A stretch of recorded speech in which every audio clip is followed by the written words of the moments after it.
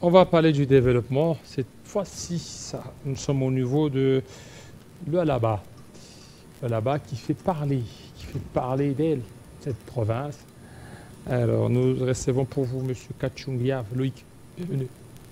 Bienvenue, M. David Kilolo. C'est de la fascination, c'est un intérêt qui sort de l'ordinaire, c'est une énergie terrible quand il s'agit d'évoquer des choses qui vont dans le sens du développement de ce hub de l'économie en République démocratique du Congo, qui est la province du Lualaba. Vous parlez trop du développement de la province de Lualaba. Est-ce que ça, ce n'est pas une surenchère ou une manière de vendre trop les Lualaba presque partout là? Il y a tout le monde qui va vers les Lualaba. On comprend qu'il y a beaucoup plus une surmédiatisation de ce qui se passe au niveau de là-bas. Je suis de cette frange de Congolais qui pensent qu'il y a des choses positives dans cette République. Je suis de ceux qui estiment, je continue, je suis de ceux qui estiment que le Congo ou le Lualaba a une chance. Je suis de ceux qui ont embrassé cette vision, une vision qui sort de l'ordinaire, une vision inédite, une volonté politique qui défraye la chronique, des choses, quand vous le regardez, je vous assure, peut-être parce que vous n'avez pas encore eu la chance de visiter cette province-là, mais pour ceux qui y étaient, pour ceux qui y vivent, je pense que ce discours, c'est ce discours-là. D'ailleurs, on n'y met même pas assez d'emphase. Si on le ferait, ça serait plus que ça.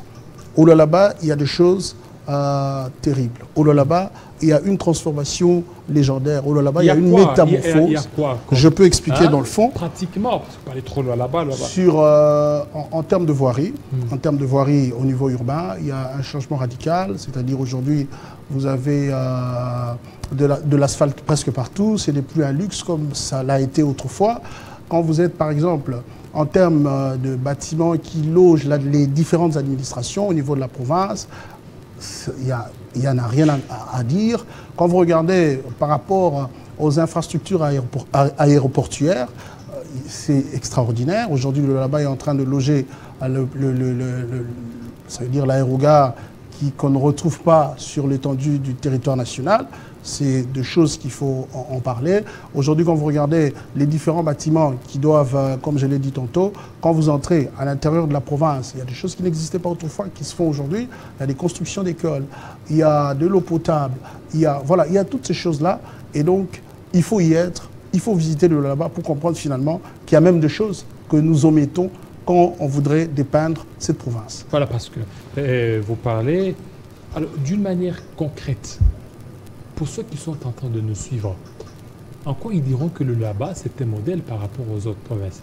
Sur le plan de la gestion, nous avons, en tout cas, nous sommes dans le respect de cette chaîne de la dépense, dans cette même gestion-là par rapport à nos dépenses, ça veut dire par rapport à nos affectations, vous y trouverez un regard assez méticuleux, vous y trouverez une gestion assez efficiente, ça veut dire nous mettons en avant-première l'intérêt général, nous mettons en avant-première des choses qui vont dans le sens, ça veut dire des choses qui touchent directement le souverain primaire.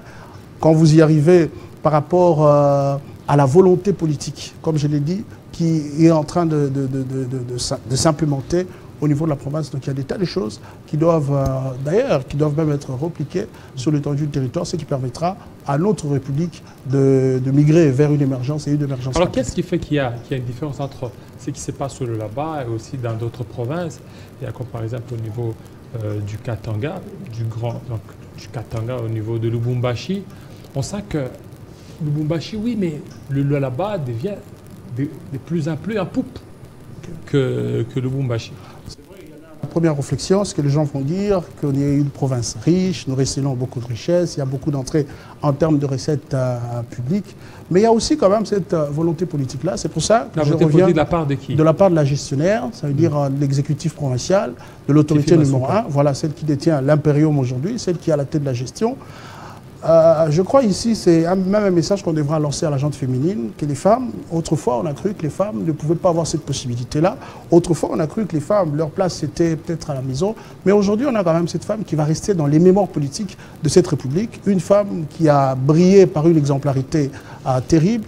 En tout cas, ce qui se passe sur le Lualaba est tout à fait inédit et je comprends pourquoi il y a cet écho-là, ou il y a cette résonance-là, même au niveau national. Voilà, on a vu, parce que vous parlez de Fifi Masuka, la gouverneure, il était dans la délégation du président vers la Chine. Alors, sa présence là, qu'est-ce que ça pourra certainement apporter à la province au niveau de la Chine, par exemple? Je l'ai dit dans une émission qu'il ne s'agissait pas d'une partie de villégiature. C'est des gens qui ont eu la chance de faire déjà le tour du monde avant même de leur avènement à la tête de la province. Ici, c'était la revisitation de ce contrat sino-congolais. Et quand vous regardez, la grande partie de ce contrat-là exécuté au niveau de la province du Lualaba. Donc c'est une raison de plus qu'elle soit de la partie. Mais aussi, c'était une occasion pour elle de faire ce lobbying-là aux décideurs du monde, aux gens qui détiennent aujourd'hui l'économie. Aujourd'hui, la Chine, en termes économiques, je pense qu'elle occupe la bonne place. Et quand on fait la vente de cette province qui détient des richesses, quand on fait la publicité et quelle sera peut-être la part ou qu'est-ce que cette province pourra donner dans cette révisitation de ce contrat? Aujourd'hui, le président de la République, je pense que vous avez suivi son interview quand il était là, et même l'interview de la gouverneure. Ça veut dire aujourd'hui, on est en train de réfléchir à offrir à cette province ou à cette république de contrats gagnant-gagnant. Ça veut dire l'investisseur qui arrive, il y trouve son compte, et même les nationaux ont aussi leur part en termes d'emploi, ont aussi leur part en termes de traitement, ont aussi leur part en termes, le social, etc. Donc c'est le souci qui nous habite, c'est le souci qui a même alimenté ce voyage-là. Ça veut dire on voudrait un contrat où la République démocratique du Congo trouve son compte. Voilà, trouve son compte, mais là-bas, la manière dont vous présentez, c'est comme s'il n'y a pas de gens qui souffrent là-bas. Non, mais la souffrance est inhérente à l'existence. On ne dira pas qu'il s'agit... des sans-emploi. On n'a pas dit qu'il s'agit d'une... La félicité, c'est après l'existence. Ça veut dire, des difficultés, on le retrouve partout, même dans les anciennes nations. J'évoquerai ici, il y a des SDF, en Europe, alors qu'en Europe, tout le monde a envie d'aller là-bas. Ça veut dire ceci. On n'a pas à dire ici qu'on est dans la suffisance. On n'a pas à dire ici qu'on est... Voilà, on a fait les 100%. On n'a pas à dire ici, ça serait de l'orgueil. Certes, il y a encore à faire. Nous avons eu une gestion de manière proprement dite, ça fera 1 an et demi. Et donc aujourd'hui, ce qu'on a pu réaliser en cet espace de temps-là, ça montre clairement qu'il y a de la volonté, mais il y a aussi à faire et nous continuons à le faire. Voilà même la raison, parce qu'on est à l'horizon 2023, ça veut dire bientôt, on est une année électorale, ça va être les élections. C'est comme ça qu'on lance ce message à toute cette population qui nous regarde. Ceux qui ont été ou ceux qui ont brillé par la bonne gestion, c'est une occasion pour vous de le faire rempiler, c'est une occasion pour vous de le faire revenir aux affaires pour pérenniser cette action qui fait la fierté de la gestion congolaise. Alors vous dites qu'il y a encore à faire, qu'est-ce qu'il y a à faire? Oui, il y a beaucoup à faire. Par exemple, en termes de routes, il y a des routes que nous devons faire encore. En termes de ce social-là de nos populations, il y a beaucoup à faire. En termes, dans tous les secteurs, que ce soit dans les secteurs sanitaires, c'est vrai aussi, il faut le dire, dans le secteur sanitaire, aujourd'hui, quand vous êtes à Kolwezi, les structures sanitaires, c'est différent de ce qui existait autrefois. Quand vous êtes dans les domaines de l'éducation, il y a des choses qu'on est en train de faire et on continue à faire. Le souci, ce n'est pas de s'arrêter là, mais c'est de continuer et c'est de pérenniser l'action. C'est prévu que ça soit une année des réalisations, une année... des inaugurations. Voilà, on a fait des réalisations, des inaugurations. Très bien. Qu'est-ce qui a été fait comme inauguration au niveau de là-bas? Parce que n'oubliez pas que vous venez de le soulever, il reste pratiquement 5 mois pour qu'on aille aux élections. Et compte tenu de vos inaugurations, ça pourrait certainement booster par rapport au bilan du chef de l'État. Voilà, très bien. Je vous ai parlé de l'aérogare qui, il y a 1 an et demi, le travaux étaient pratiquement à 10%. Mais on est à 90% aujourd'hui. Ça veut dire qu'il ne reste que les constructions secondaires, notamment la piste, la caserne de pompiers, etc. Des petites choses. C'est que ça va être inauguré cette année. Il y a beaucoup de bâtiments. Je vous parlerai ici de cette salle de congrès, de ce village de congrès. Je vous parlerai de la salle de spectacle.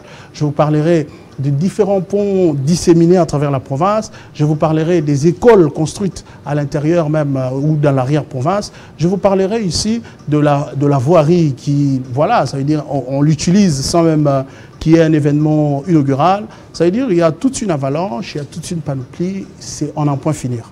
Voilà. Et vous, déjà les journalistes vont être conviés à ces grands événements parce que ça va être une liste. Et ça sera quand toutes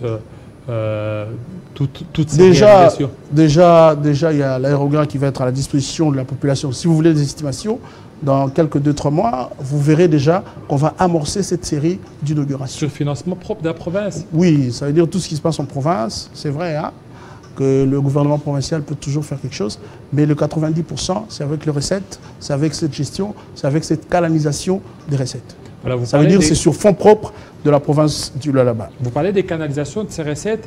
Est-ce qu'il y a la traçabilité dans tout ça?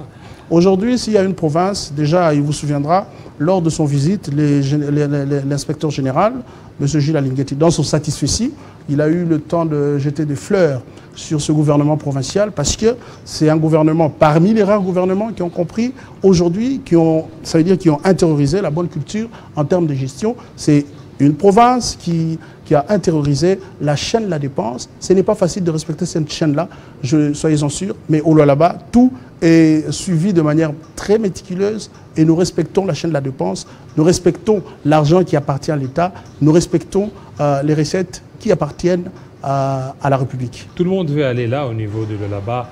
Il y a même certains poids lourds de l'Union sacrée. Est-ce que vous ne vous sentez pas que c'est asphyxiant, le fait d'accepter ou de recevoir certains officiels? On est dans l'arène politique. On est dans l'arène politique, Monsieur David, vous en savez long.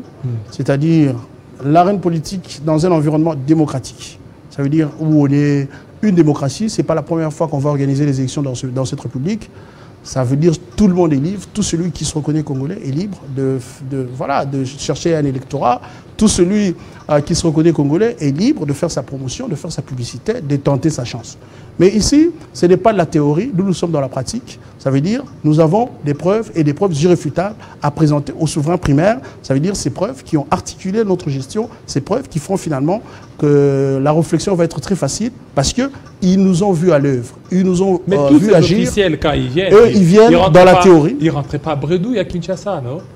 Quand ils viennent, c'est asphyxiant. Quand ils viennent, c'est dans ce sens-là. Ah ouais, c'était ça la question. Moi, je pensais que c'était ceux qui avaient des ambitions. Voilà, qui descendent là-bas.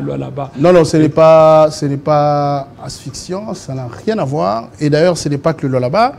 Déjà, ici, quand vous entrez sur la page officielle du Nord et du Sud Kivu, vous allez voir que le ministre de la Défense est là-bas.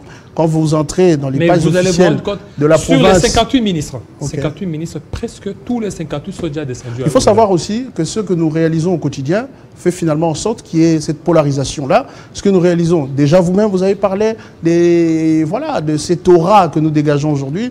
Vous avez parlé, il n'y a pas que les officiels qui viennent.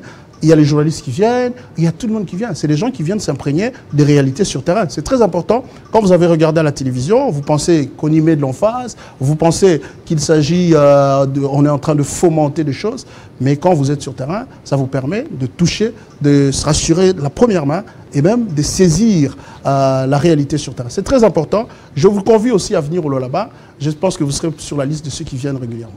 Voilà, c'est bien, donc volontiers. Mais la situation telle que présentée par les ONG, c'est comme s'il n'y a pas d'opposants là-bas au niveau de là-bas. Si, nous avons de l'opposition. Je n'ai pas le temps de faire leur publicité. Il y a l'opposition là-bas? Oui, il y a de l'opposition. Il y a d'ailleurs des médias appartenant à l'opposition, 3 ou 4 médias. Et c'est des médias qui ne souffrent pas, c'est des médias qui ne sont absolument pas muselés. C'est des journalistes qui tournent des émissions à longueur de journée, brocardant, insultant, traitant le gouvernement provincial de tous les maux. Et ils sont libres. Aujourd'hui, poser la question, s'il y a une province où les gens sont libres d'exprimer leurs opinions, c'est le Lualaba. Et ce dossier de Saint-Pierre. C'était faux. C'était faux et archi faux. Il y a les mêmes images. Si vous entrez sur la page de l'intéressé, vous y verrez, il a été reçu par le ministre ayant dans ses attributions l'intérieur. C'était faux. Moi-même, j'ai eu le temps de discuter avec le ministre. C'est quoi donc lui-même ici? Ni de loin, ni de près, je ne suis concerné. Il s'était caché, le journaliste? Reste à lui poser la question. Mais il a lui-même, il a balayé d'un revers de la main toute cette spéculation-là. Et comment sont les relations entre le journaliste et Marie-Thérèse? En tout cas, déjà, tous les grands événements, tous les événements qui nécessitent la participation de médias locaux, ils sont là. Toutes ces activités. La première dame, sans problème. La première dame qui était récemment là-bas a fait, ça veut dire l'activité a été couverte par presque toutes les maisons de presse de la province et même les maisons de presse au niveau national. C'est qu'il n'y a pas de restrictions, il n'y a pas de contraintes, il n'y a pas de... il n'y a rien du tout.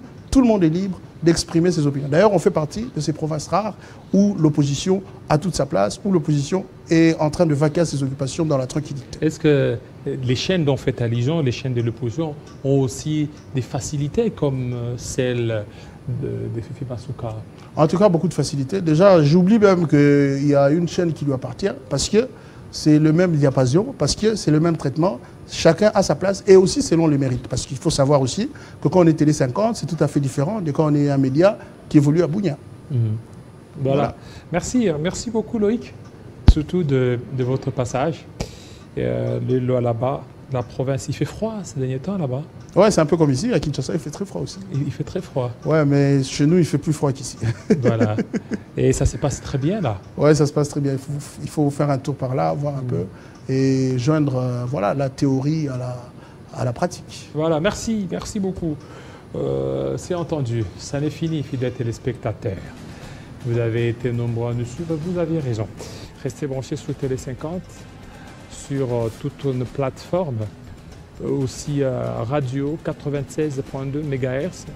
Suivez-nous, l'actualité continue. Tout à l'heure, la grande édition de Grâce Salambo. Il sera 20h au Lualaba, 19h à Kinshasa. Portez-vous très bien. À très bientôt.